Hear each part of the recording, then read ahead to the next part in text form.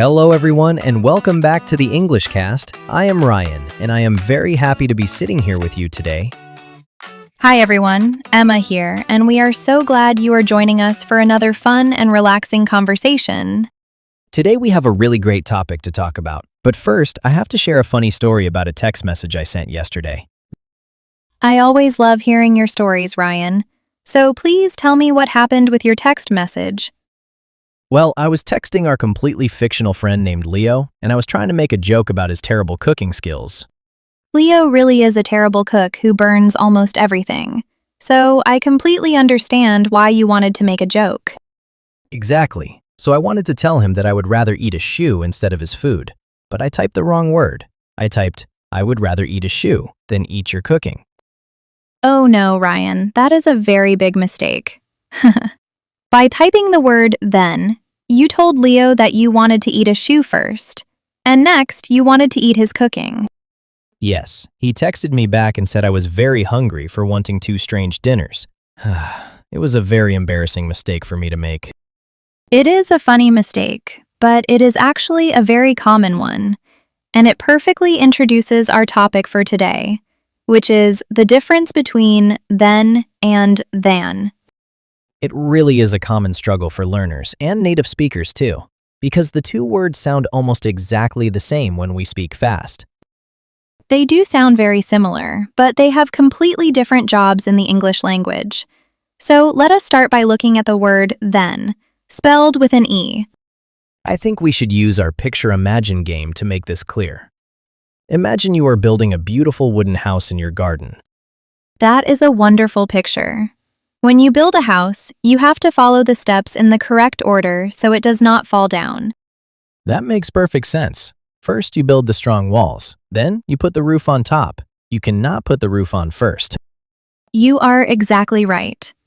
The word then tells us what happens next in time. It is a word for ordering events in a schedule.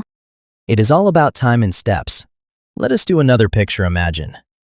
Imagine a completely fictional woman named Sarah getting ready for work in the morning. I am picturing Sarah in her house, and she probably has a morning routine she follows every single day before she leaves. She definitely does. First, she wakes up and brushes her teeth. Then, she drinks a large cup of hot coffee. Then, she drives her car to the quiet office. Those are wonderful examples for the word then. Now we need to talk about the other word, than, which is spelled with an A. This word is completely different because it has nothing to do with time or steps in a schedule. That is correct, Ryan. The word than is like a measuring stick. We use it when we are looking at two different things and comparing them. A measuring stick is a perfect way to describe it. Let us do a Picture Imagine to make this colorful and easy to understand for everyone. Imagine you are at a fictional zoo, and you are looking at a giant gray elephant and a tiny brown mouse. I can see them clearly in my mind. They are very different in size, so we need to compare them using our measuring stick. Exactly. You point at the two animals and say, the elephant is much bigger than the mouse. I love that picture. You are weighing the two animals with your eyes and using than to show the big difference between them. We use it for comparing choices too. Imagine you are at an ice cream shop with two flavors, chocolate and vanilla. That is a very difficult choice for me because both of those flavors are absolutely delicious. I completely agree, but if you have to choose, you might say, I like chocolate more than vanilla. You are comparing your two feelings. Those pictures make the difference so clear, but sometimes spelling the words is still tricky for learners. Do you have a simple trick to remember which letter to use? I actually do have a trick, and it helps me every single time. Let us look at the specific letters inside the words. I am listening closely because tricks like this are always so helpful for remembering difficult spelling rules. The word then is spelled with the letter E, and it means what happens next. The word next also has the letter E inside it. Wow, that is so simple. Then has an E and next has an E. They go perfectly together, like best friends. Yes, they do. Now look at the word than. It is spelled with the letter A, We use it to compare two things. The word compare also has the letter A inside it. That is a brilliant trick. Then has an A and compare has an A. If you just remember next and compare, you will never make a mistake again. It really works perfectly. Let us practice comparing some more things using our measuring stick word than. I would love to practice more.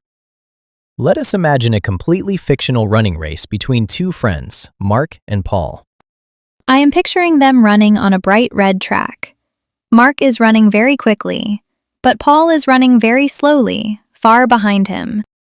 Right, so we use our measuring stick and say, Mark is faster than Paul. We are comparing their speed. That makes total sense to me.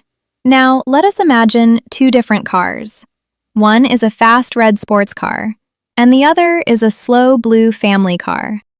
The red sports car is much more expensive than the blue family car. We are comparing the price of the two vehicles. Those are great examples, Ryan. Now, what happens if we put both words into the exact same story? Can we do a picture imagine with both words working together?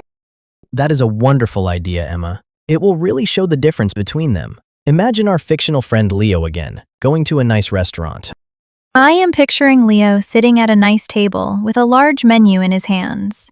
He is very hungry and trying to make a good choice. He decides to order food. He tells the friendly waiter a steak is better than chicken. Then he orders a large steak. That is absolutely perfect. He compared the two meats using than with an A. Next, he ordered his food using then with an E. Exactly. He made his choice by comparing, and next, he took action. The two words work together to tell a complete and logical story. I think our listeners will find this so helpful. It is amazing how one little letter can completely change the meaning of a whole sentence. It is amazing, and it shows why English can feel tricky sometimes. But when you break it down into simple pictures, it is not scary at all. I agree completely. Let us do a fun little quiz for our listeners to test their new skills. I will give you a sentence with a missing word, and you tell me which one to use. I am ready for the quiz. I will use the memory trick we just learned to help me find the correct answers. Okay, here is the first sentence. I want to go to Paris, and blank, I want to go to Rome. Which word goes in the blank space? Well, going to Rome is the next step in your travel plans. Since we are talking about what happens next, I will use then with an E. That is exactly right, Ryan. You are listing your travel steps in order. Here is the second sentence. Paris is older blank New York. Which word is it? In this sentence, you are using a measuring stick to compare the age of two big cities. Because you are comparing them, I will use then with an A. Perfect job. You are an expert at this game. Here is the last sentence. I would rather sleep blank clean the dirty house. I feel that way every single weekend. You are comparing two activities and choosing one over the other, so the answer is then with an A. You got every single question right. I am sure our wonderful listeners are getting all the answers right too. I am sure they are doing great. This is such a useful lesson for writing emails, sending text messages, or just talking to friends every day. It really is useful. You will never have to worry about accidentally telling someone you want to eat a shoe and next eat their cooking. I will definitely remember that funny mistake forever. I'm just glad Leo thought it was a funny joke and did not feel angry. It is a great memory to have because mistakes are how we learn best. We should never feel bad about making a simple spelling mistake. That is very true, Emma. Mistakes are just proof that we are trying our best to learn a new language and communicate with the world. That brings us to the end of our topic today. Just remember, English is truly easier than it feels. Exactly. Don't worry about being perfect. Just trust your feelings and keep trying.